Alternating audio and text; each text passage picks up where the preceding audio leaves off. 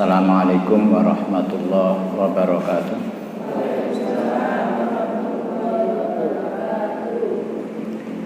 Sebagaimana tema kita atau topik kajian kita pada pagi hari ini, yaitu kelak di akhirat ada manusia yang membela terhadap jin. Jadi ini kebalik. Mestinya manusia yang dibela, tapi malah manusia menjadi pembela. Oke. Coba kita lihat, kita buka bersama di surat ke-6 ayat 128. A'udzu billahi minasy syaithanir rajim.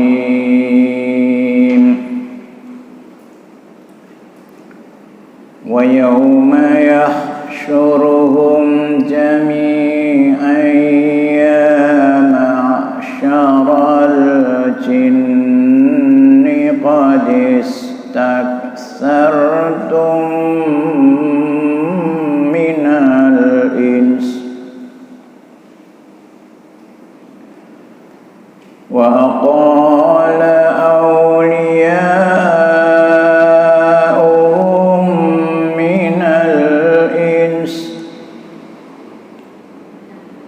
rabbana istamta'a ba'duna bi ba'din wa balaghna ajalana alladhi ajjalta lana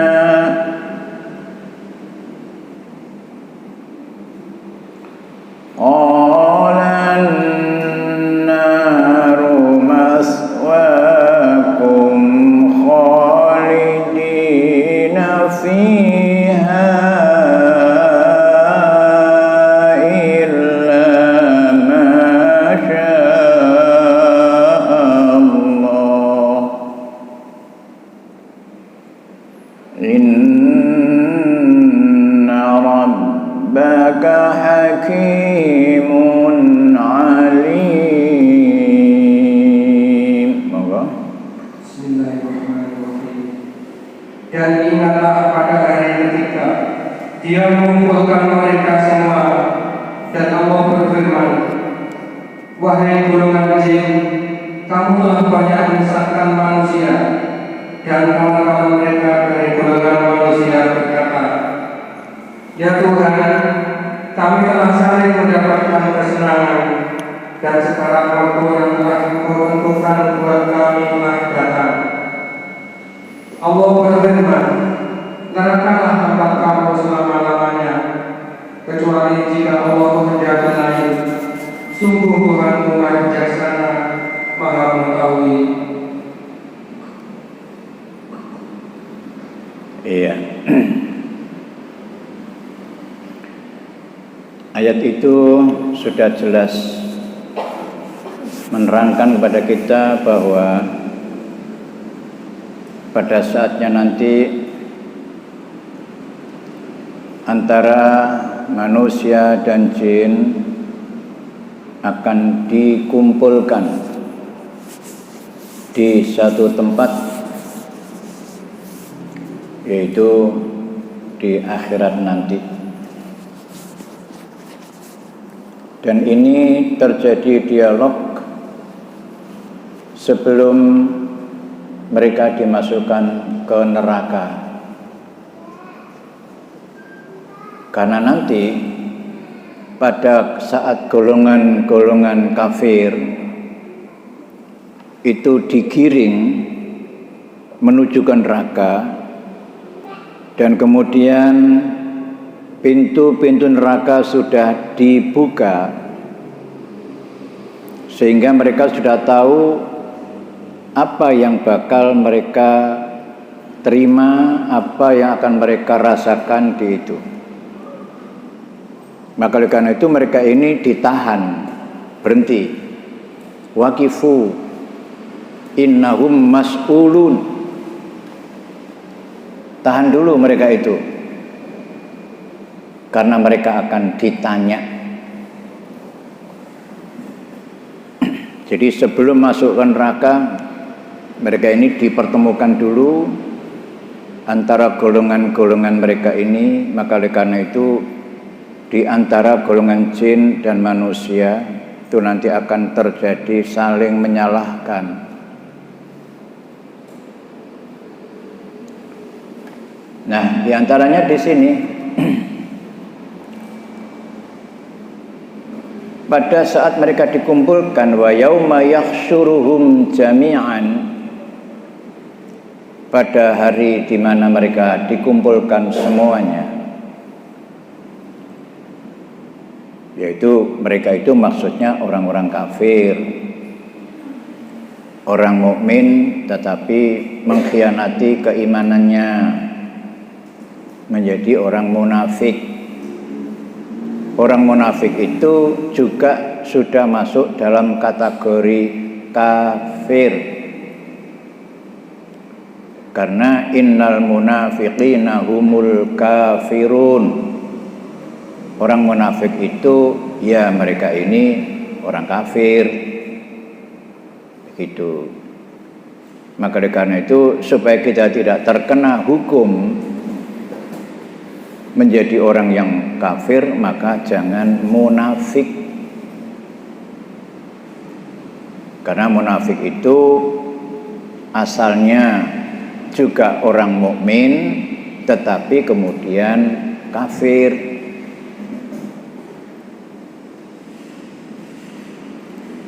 Sebagaimana yang sudah kita bahas pada beberapa waktu pertemuan yang lalu, bahwa orang-orang munafik itu sebenarnya zalika bi annahum amanu summa kafaru. Coba dibuka di surat ke-62. Maksud saya 63. Sudah? Ayatnya coba dibuka di ayat 3.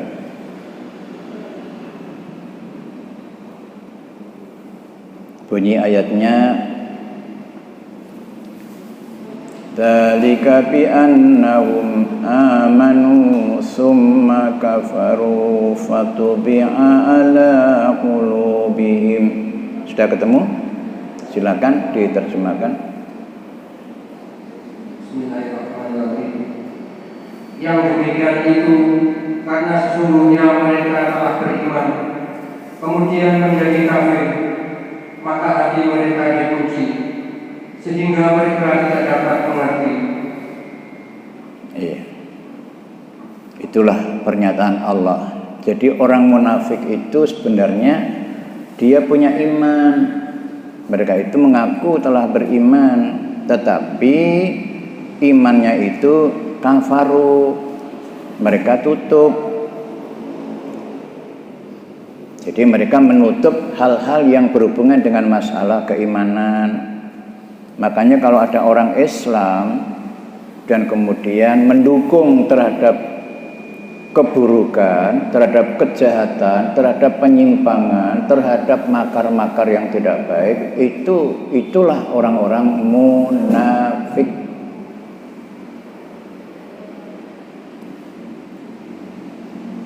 Maka untuk itu saudara-saudara sekalian, jangan sampai kita masuk di dalam kategori orang munafik. Maka kita harus tetap menjaga keimanan kita, harus menjadi haqqa tuqatih, menjadi orang yang bertakwa dengan sebenar-benarnya, menjaga ketakwaan itu.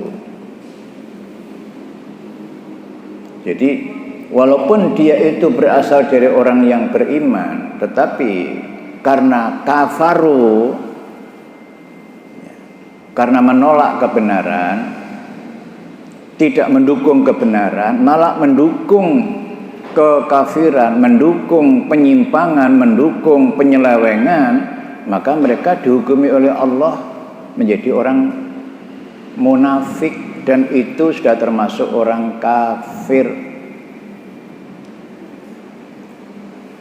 Jangan salahkan saya, Bukan kok berarti wah Ustaz Wahab itu mengkafir-kafirkan orang. Bukan saya, itu keterangan Allah.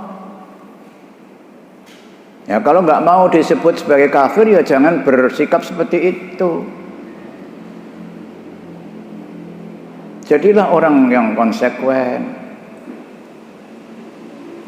Kalau memang orang yang beriman, ya jaga imannya. Kalau sudah mengakui bahwa Allah itu sebagai Tuhannya, harus konsisten dengan pernyataannya. Jangan mencela-mencela, sore dele, besok tempe. Jangan. Itu, nggih, pun.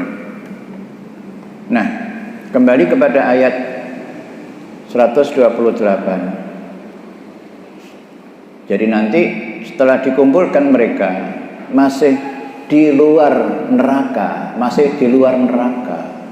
Pada saat mereka itu mas'ulun, mereka ditanya dan saling bertanya. Maka diseru kepada mereka, ya ma'syarul jin,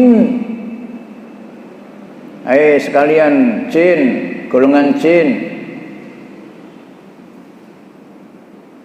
qad istaksartum minal insi, kamu dulu sudah banyak menyesatkan manusia.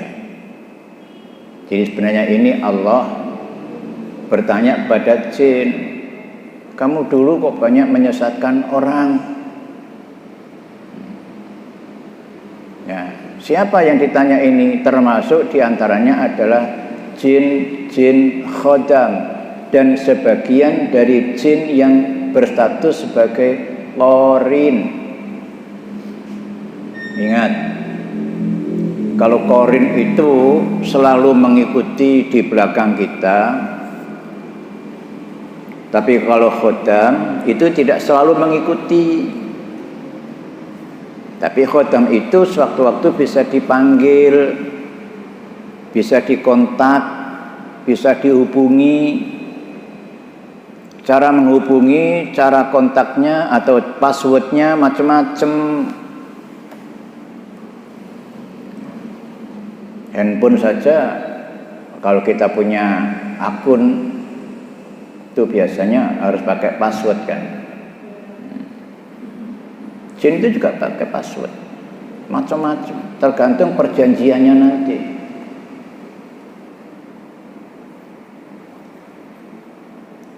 Dan passwordnya itu ada kalanya yang remeh-remeh. Misalnya ini saya punya jin itu, memanggilnya itu tergantung.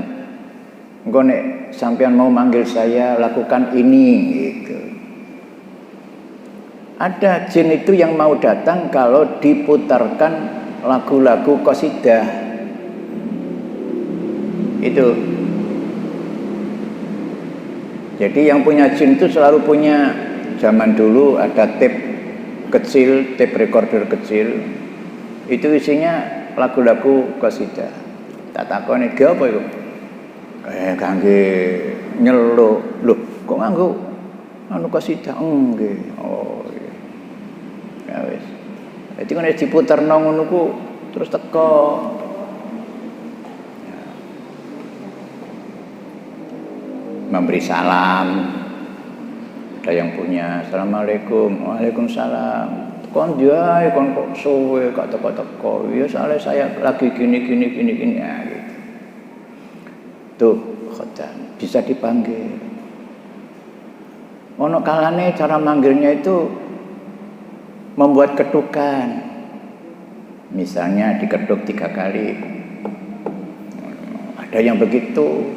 Ya pokoknya macam-macam lah itu passwordnya. Nah, mereka-mereka yang sudah menjadi khodam, dan ingat, khodam ini namanya perewangan.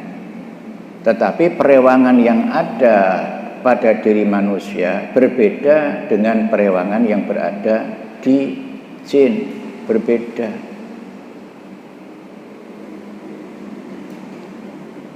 Maka kita ini harus selalu waspada dan hati-hati. Apakah betul bahwa jin itu menjadi perewangannya atau manusia yang menjadi perewangan. Itu kan hanya istilah saja. Oke. Di sanalah kemudian setelah Allah bertanya atau malaikat bertanya, kamu dulu kok banyak sekali menyesatkan manusia? Maka yang jawab siapa? Wa qala awliya'uhum minal ins. Nah, justru dari manusia yang menjawab.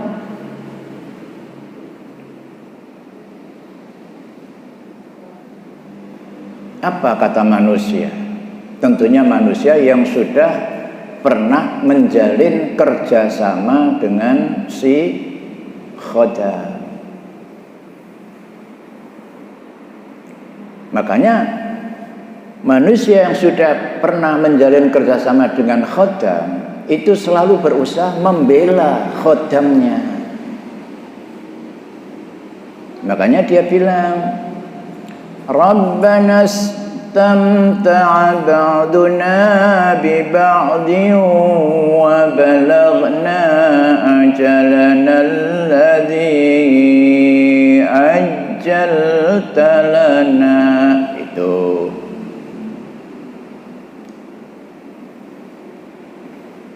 wahai Tuhan, iki yang jawab manungsane duduk jawabane jin.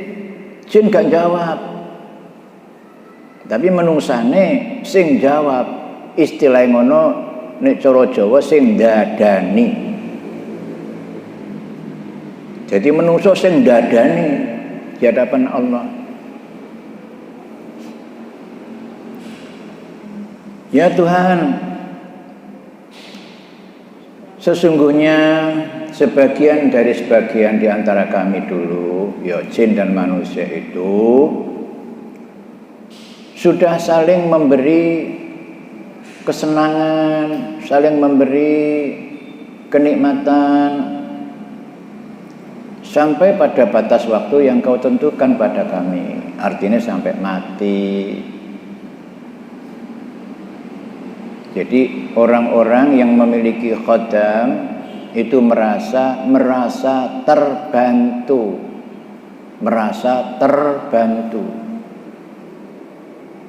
Makanya dia berusaha membela yang membantunya itu.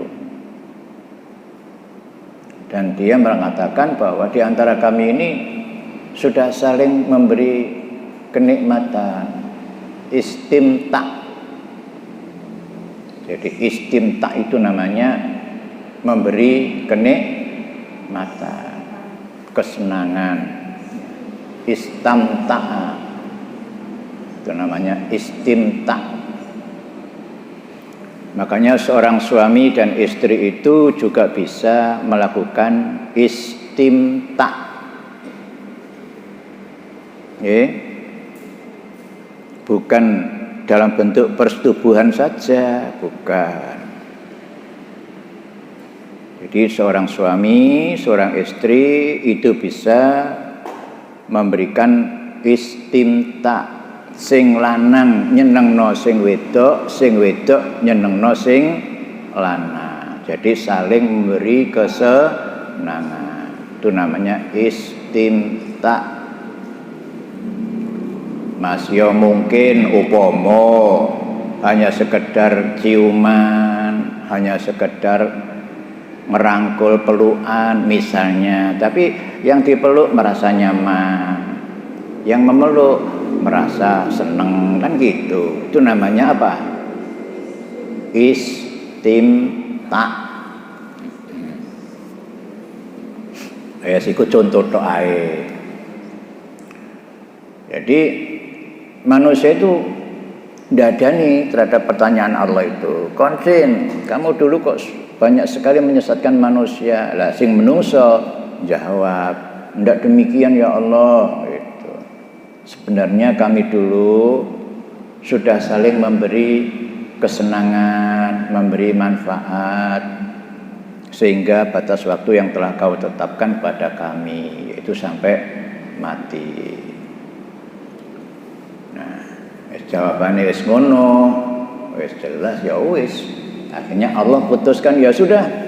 Kalau begitu qalan naru maswaakum khalidina fiha. Akhirnya Allah putuskan ya sudah. Kalau begitu annaru maswaakum. Neraka adalah tempat tinggalmu. Berarti neraka telah disediakan untuk kalian.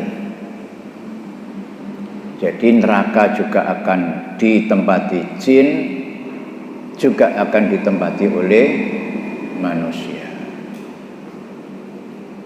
Makanya jin juga akan masuk neraka bareng-bareng sama jin. Maka oleh karena itu manusia dan jin itu nanti akan menjadi dua teman yang selalu bersama-sama di dalam suka dan duka. Dia sudah tidak bisa melepaskan diri dari perjanjian semasa mereka bertemu di dunia itu. Oke. Jadi ya sudah, sekarang berarti kalian mendapatkan tempat di neraka dan kalian berada khalidina fiha, kamu akan kekal di dalamnya. Illa ma sya Allah, kecuali apa yang Allah kehendaki lain. Jadi ini masih kemungkinan. Dan ini adalah tergantung dari sifat jaiznya Allah. Allah punya sifat apa namanya? Jaiz. Jaiz itu artinya kemungkinan. Walaupun ketetapan tetap pada Allah, tapi Allah yang bisa merubah ketetapannya sendiri. Itu namanya sifat jaiz.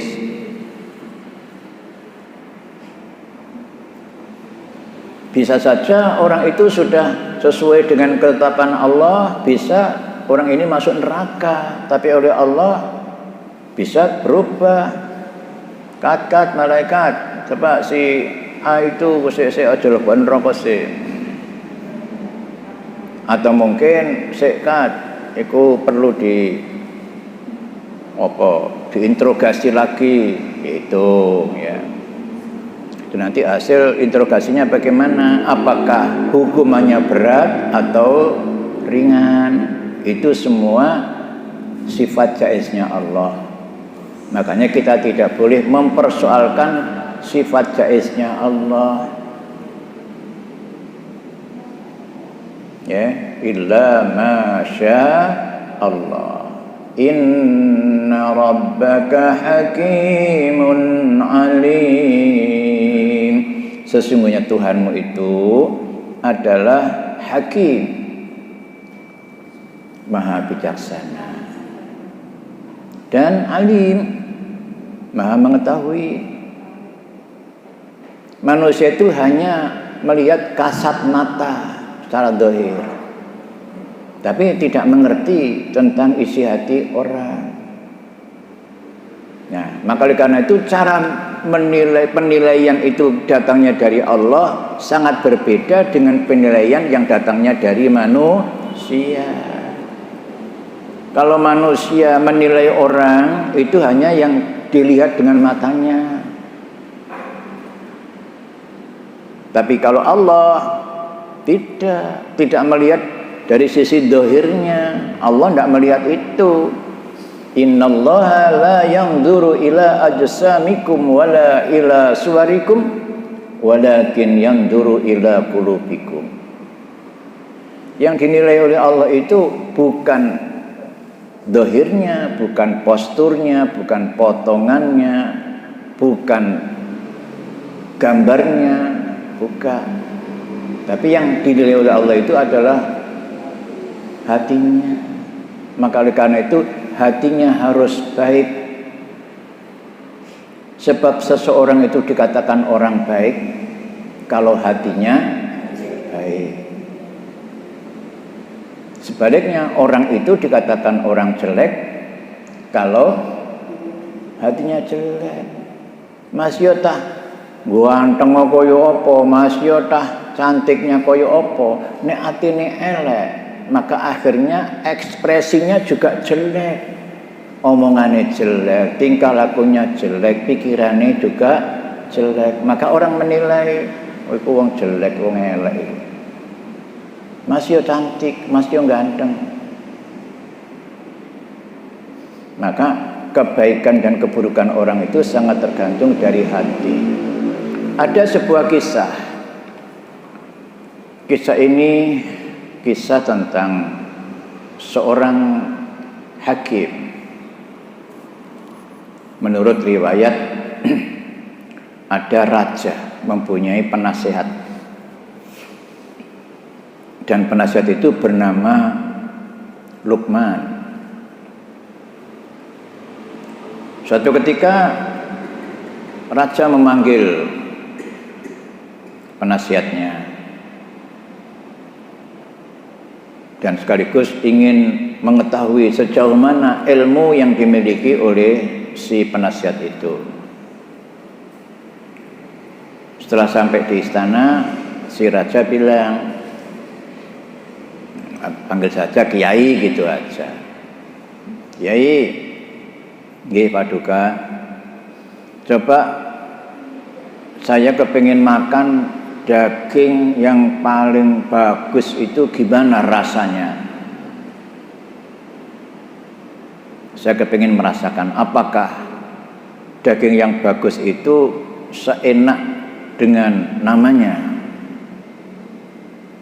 Nah, Kiai Luqman itu rada mikir suwe, iki karepe apa raja iki ono ae ngono. Tapi karena titah raja itu ndak boleh dibantah, maka akhirnya si Kiai Luqman bilang, "Ya Paduka, akan saya carikan daging yang paling bagus. Ya sudah, cepat nanti sajikan pada saya." Terus akhirnya Kiai Luqman masuk ke dapur, ruangan dapur, menemui para juru masak itu. Ditanya, Mas, sampean punya hati enggak? Oh ada, itu masih utuh. Ya sudah, kalau gitu saya mau ambil hatinya, terus dipotong-potong, mari ngono terus disujeni, mari ngono dibakar jadi sate, dibumboni, mari ngono ditukno raja. Ini Paduka, sebagaimana yang Paduka pesankan, katanya ingin menikmati rasanya daging yang bagus. Iya, aku enak ya, monggo silakan dinikmati. Bareng mesti cicipi, wong jenenge sate ati, ya enak kan gitu. Ada empuk, lumer. Oh iya, berarti enak ya. Berarti daging api rasane yo enak. Itu pikirannya raja ngono iku. Wes ngene maneh, nek ngono sesuk awakmu teko maneh rene ya. Terus aku kepengin nyoba mangan daging sing elek. Pokoke daging sing paling elek iku ya apa rasane? Aku kepengin. Luqman mikir meneh, iki ono maneh wong iki. Ya tapi jenenge raja ya wis karepe lah. Wis akhirnya mikir mana, besoknya datang langsung masuk ke ruang dapur memberitahukan, "Mas, dewe ati meneh, Mas." "Oh, iso ono lha iki anyar iki ge oleh iki." Ini ngono tak cukup mana, ditata lagi, potong-potong, disujeni, dibakar, dibumboni, didokno mbek raja mana. Ini Paduka daging yang paling buruk, silakan dimakan. Bareng mesti dicicipi si raja ngene. Duh. Iki Aku pesen awakmu daging sing enak lho ya. Loh, iya Paduka, sudah saya pilihkan daging yang jelek itu. Gimana Paduka rasanya? Kon iki mbojoki ta, ya apa? Lho enggak. Lho rasane padha ambek sing wingi kok. Mosok iratku gak iso bedakno. Wingi ku rasane yo ngene. Terus kayak Lukman bilang, bener aja, memang daging yang Paduka makan itu sama dengan kemarin. Loh, ya apa sih? Lukman, aku kan ngomong, pilihno daging sing elek. Nah, iya itu sudah saya pilihkan yang jelek Paduka. Ya kok podo ambek wingi? Memang betul. Dagingnya itu sama. Tapi sifatnya yang beda.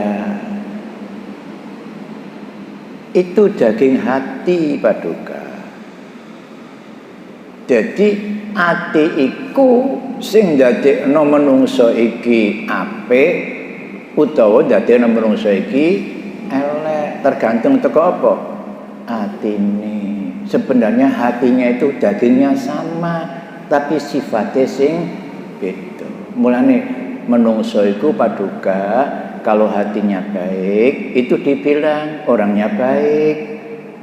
Sebaliknya, kalau hatinya jelek, dia juga dibilang orang jelek. Gitu. Jadi tergantung hati nih Paduka. Oh ngono ta. Ya. Wis nek ngono aku baru ngerti bahwa elek apike menungso iku tergantung saka atine. Nggih. Yes, no. Nah, kembali kepada materi bahwa menungso nanti akan menjadi pembela para korin-korin. Nah, sekarang yang perlu kita ketahui, apakah jin-jin kok korin? Menurut saya apa? Khodam, nggih. Apakah khodam-khodam itu membantu manusia atau sebaliknya? Karena begini, jin itu apa yang mereka lakukan itu adalah untuk mencari keuntungan. Tidak ada jin itu yang gratis membantu orang, memberi orang. Ingat-ingat. Ada jin itu yang suka dundung duit loh. Lan hati-hati nih sampean gak rumangsa njaga duit terus ujug-ujug ana duit ning ngisor bantal, hati-hati loh. Nggih. Nek sing lanang ngono gak sepiro tak hati-hati.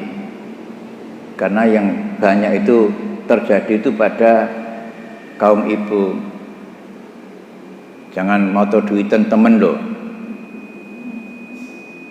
Engko pas ana dhuwit ngisore bantal tambah seneng. Alhamdulillah nemu dhuwit ngono. Ya. Sesuk maneh ngono maneh. Alhamdulillah nemu dhuwit. Kalau sudah merasa mendapat kenikmatan, itu nanti sing duwe dhuwit iku akan teko. Akan menjelaskan seneng kon tak kae dhuwit saben isuk. Mari ngono terus perjanjian. Disitulah nanti manusia akan dikuasai oleh itu. Hati-hati, nggih. Semoga-moga sampean gak mengalami itu ya. Moga-moga. Mulane aja moto duiten.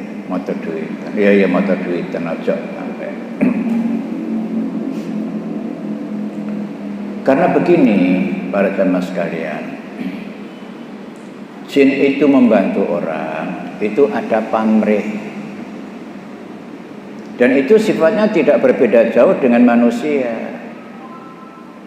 Mulane sampean nek golek rewang, golek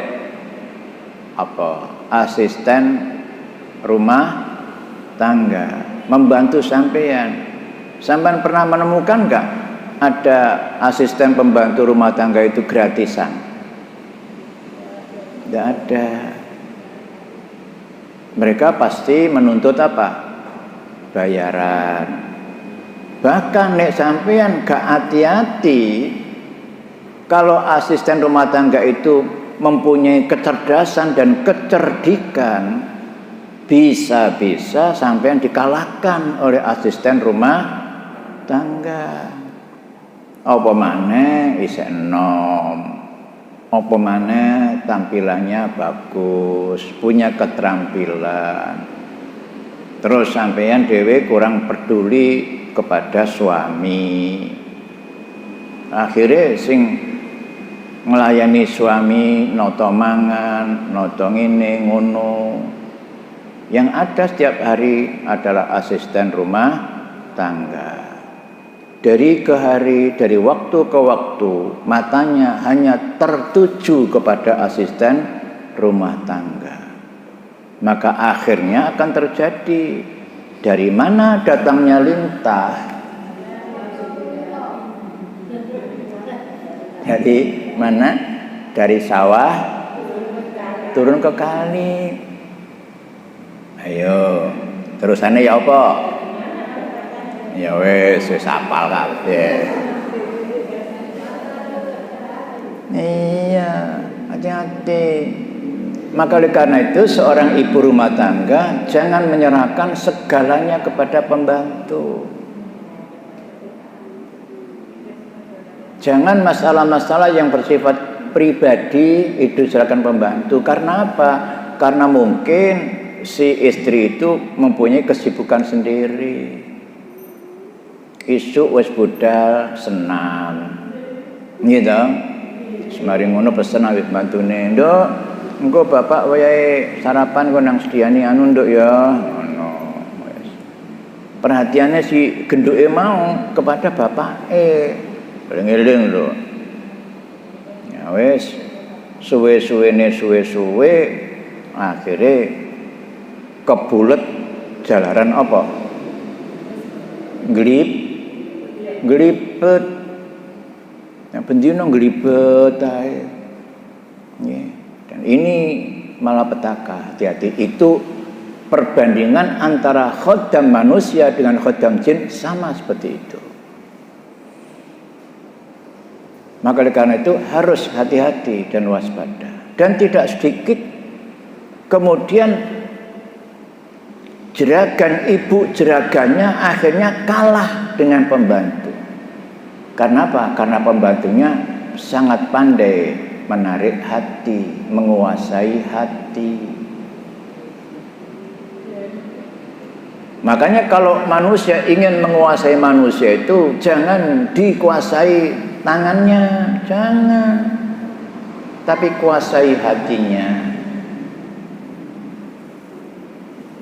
Kalau hatinya seseorang sudah dikuasai, maka orang itu akan menurut apa yang menjadi keinginan yang menguasai.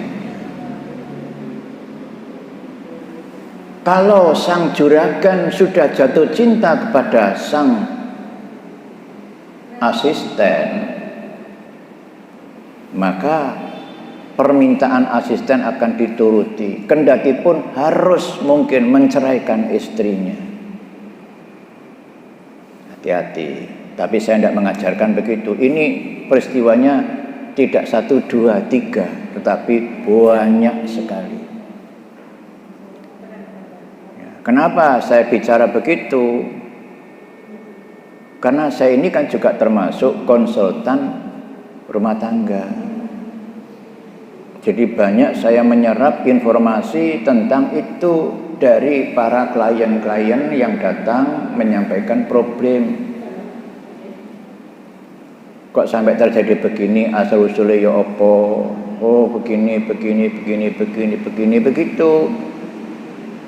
Makanya sekarang saya nasihatkan lewat pengajian ini supaya jangan terjadi seperti itu.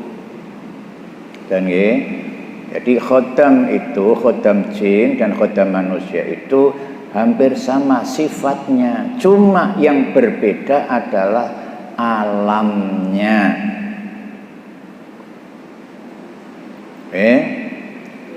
Kalau manusia itu interaksinya adalah secara dohir, nyata. Tapi kan tetap kita tidak tahu isi hatinya. Bisa saja seorang asisten rumah tangga terhadap ibu jeragannya, dia kelihatannya begini-begini, nggih Bu, nggih. Hati-hati lho nduk ya, nggih Bu. Dijogo temenan lho ya, nggih Bu. Itu tampilannya. Nggih. Tapi sampean ro isi hatine nggih iku mau apa? Isi hatine iku guyu. Tepakan kon. Kabeh diserahno aku. Bahkan kemudian kunci lemarinya juga diserahkan. Ya ini sudah keliru betul itu. Hati-hati.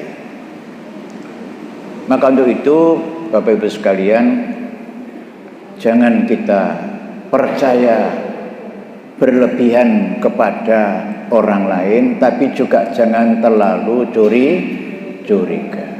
Tapi kita harus tetap waspada.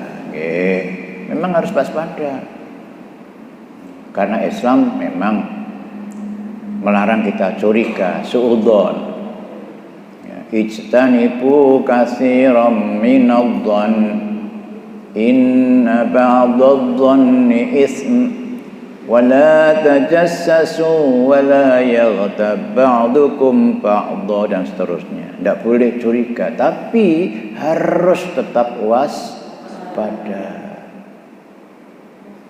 Waspada itu namanya ikhzar. Ikhzar itu mewaspadai sesuatu yang kemungkinan bakal terjadi. Istilahnya waspada itu jaga payung, sedia payung sebelum hujan. Itu waspada. Makanya sebelum terjadi sesuatu, siapkan dulu. Jangan sampai menunggu sesuatu setelah terjadi baru cari-cari. Itu namanya kehilangan kewaspadaan. Oke. Nah, maka karena itu kita jangan sampai melupakan prinsip-prinsip komunikasi antara kita manusia yang sebagai makhluk fisika. Jangan sampai kita terbawa oleh kehidupan makhluk yang ada di alam metafisika. Hati-hati. Nah, jin-jin khodam itu lebih banyak berkecimpung di dalam alam metafisika. Tetapi biarpun mereka berada di alam metafisika, itu mempunyai daya dan kekuatan tidak kalah dengan kekuatan fisika.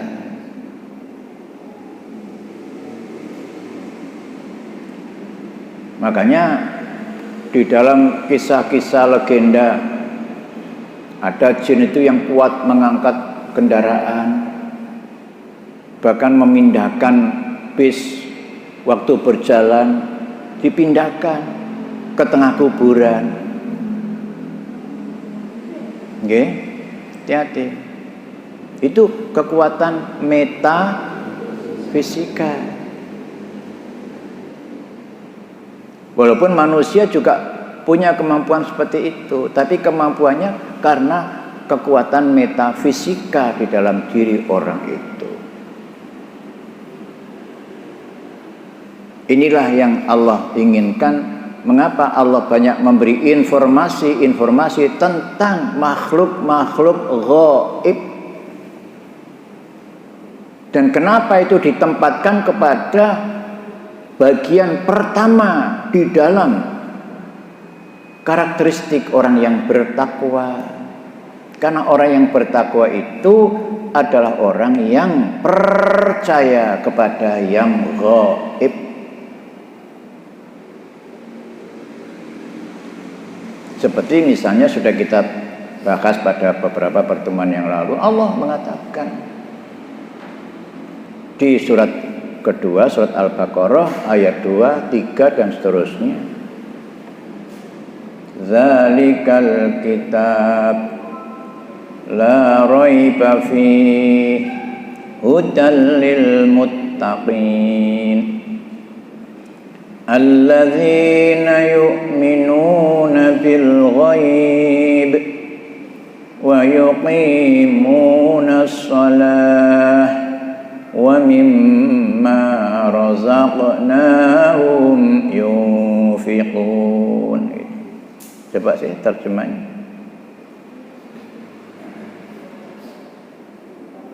Ayat 2 dan ayat 3. Kitab Al-Quran ini tidak ada keraguan padanya, petunjuk bagi mereka yang bertakwa, yaitu mereka yang beriman pada yang gaib, melaksanakan sholat dan menginfakkan sebagian rezeki yang kami berikan kepada mereka. Dan mereka beriman pada Al-Quran yang diturunkan kepadamu Muhammad dan kitab-kitab yang telah diturunkan sebelum engkau, dan mereka yakin akan adanya akhirat. Ya, sudah. Jadi Allah menempatkan keimanan pertama adalah iman kepada al-ghaib.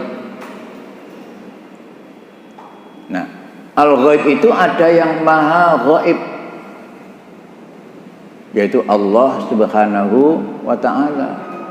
Allah yang maha ghaib menciptakan makhluk-makhluk ghaib. Misalnya Allah menciptakan malaikat, Allah menciptakan jin. Itu makhluk-makhluk ghaib. Bahkan termasuk manusia ini diciptakan oleh Allah dari 2 unsur dimensi, yaitu unsur fisika dan unsur metafisika, unsur nyata dan unsur ghaib. Kalau tadi kita bahas contohnya pembantu rumah tangga tadi, dia bilang inggih bu, itu secara lahir. Tapi sampean ro isi atine mau, gitu kan? Nah, itu namanya unsur metafisika. Justru sebagian persoalan manusia ini akan mencapai keselamatan ataupun kecelakaan di akhirat itu sangat tergantung dari faktor metafisika.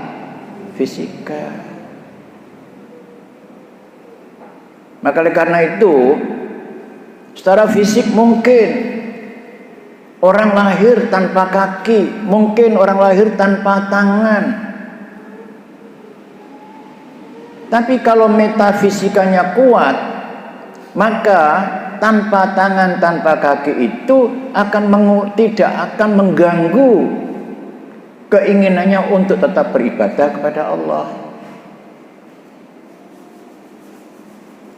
Banyak video-video yang sudah beredar, contoh-contoh orang yang tanpa kaki, ada tanpa tangan. Bahkan baru-baru ini saya menerima postingan video yang sangat mengharukan tetapi membanggakan. Cuma saya tidak tahu dia ini beragama apa. Yaitu ada seorang gadis cantik sementara punya suami tidak punya kaki. Gitu. Malah kalau dia mau pergi kemana saja itu minta gendong istrinya lewat masukkan ke keranjang, gitu betul. Itulah dorongan, satu dalam bentuk fisika, yang satu dalam bentuk metafisika. Makanya kita jangan alergi kalau berbicara tentang perkara-perkara gaib. Karena Allah juga banyak menginformasikan tentang perkara-perkara gaib. Baik gaibun lil madiyah ataupun ghaibun lil mustaqbal, perkara gaib yang sudah terjadi masa lampau atau perkara gaib yang akan terjadi di hari kemudian. Bahkan Rasulullah Sallallahu Alaihi Wasallam dan Allah sendiri menginformasikan tentang peristiwa-peristiwa gaib tatkala manusia mati, tatkala mati. Kenapa manusia ada yang matinya merasa bahagia, tapi ada yang matinya merasa menderita? Itu unsur gaib. Kelihatannya banyak orang yang mati ketoke tenang. Makanya jangan heran. Banyak orang yang bilang, loh, wongku mati, kelakuannya elek, tapi mati ini kok tenang. Loh iya, secara fisik tenang. Tapi bagaimana metafisikanya pada saat dia melihat kedatangan malaikat maut? Dan apa yang dilakukan oleh malaikat maut?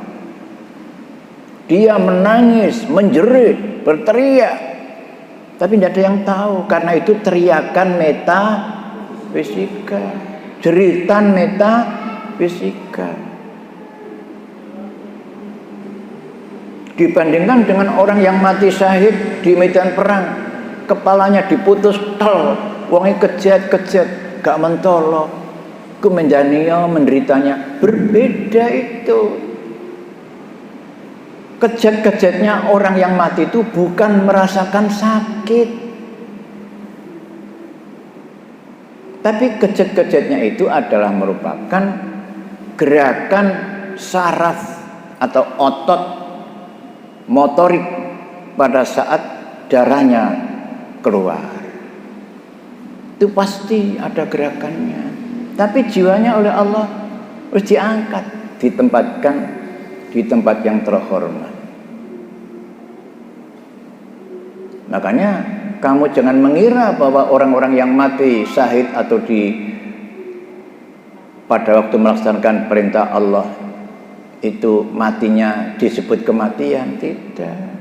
Bal ahyaun inda rabbihim yurzaqun. Bahkan mereka tetap hidup dan justru ditempatkan di sisi Allah mereka mendapat rizki.